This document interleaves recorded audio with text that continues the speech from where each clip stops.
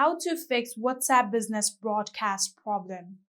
First of all, I'm going to open my WhatsApp business. Then from here, you can now open your existing broadcast.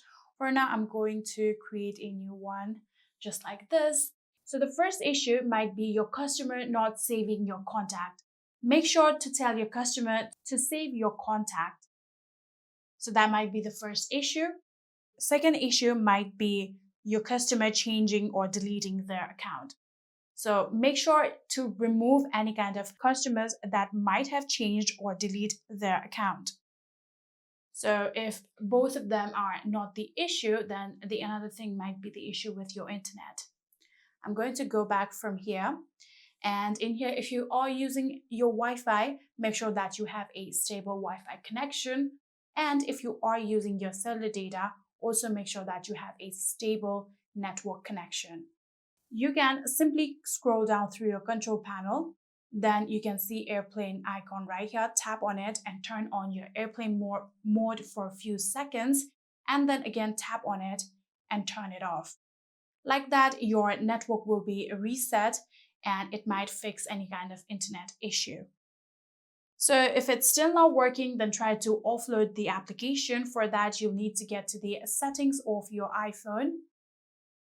And then from here, scroll down until you see the option of General, tap on it, and then tap on iPhone storage. After doing that, if you scroll down a bit, you'll get to see WhatsApp in here. Simply tap on Show All and search for WhatsApp Business. Here you can see WhatsApp Business, tap on it. Then you can see the option of Offload App, tap on it. Tap on Offload App one more time.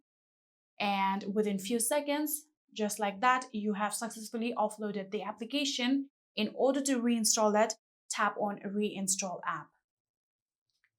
Wait for a few minutes, and after a few minutes, this application will successfully be reinstalled on your phone.